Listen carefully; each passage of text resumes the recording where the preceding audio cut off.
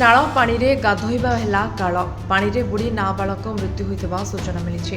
ଏଭଳି ଅଭାବନୀୟ ଘଟଣା ଦେଖିବାକୁ ମିଳିଛି କନ୍ଧମାଳ ଜିଲ୍ଲାରେ କନୁଆ ଗାଁରେ ଥିବା ଏକ ନାଳକୁ ଗାଧୋଇ ଯାଇ ନାଳ ଘାଟିରେ ବସବାସ କରୁଥିବା ଭାସ୍କର ସାହୁଙ୍କର ନାବାଳକ 24 ବର୍ଷୀୟ ପୁଅ ରାହୁଲ କୁମାର ସାହୁ ବୁଡ଼ି ଯାଇ ମୃତ୍ୟୁବରଣ କରିଛନ୍ତି।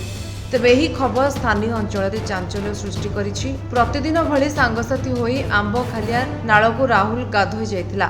ଅସାବଧାନତାରୁ ଗଭୀର ପାଣିରେ ଗୋଡ଼ ଖସି ଯାଇଥିବାରୁ ଫେରି ପାଇନଥିଲା। ସାଙ୍ଗମାନେ ଘରେ ସୂଚନା ଦେବା ପରେ ପରିବାର ଲୋକେ ଘଟଣାସ୍ଥଳରେ ପହଞ୍ଚି ଖୋଜାଖୋଜି କରି ନ ପାରି ସାରଙ୍ଗଗଡ଼ ଅଗ୍ନିଶମ ବାହିନୀକୁ ଖବର ଦେଇଥିଲେ।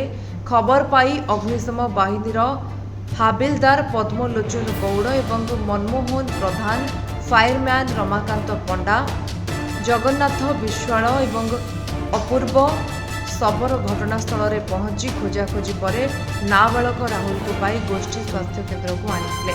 ସେଠାରେ ଡାକ୍ତର ତାଙ୍କୁ ମୃତ ଘୋଷଣା କରିଥିଲେ।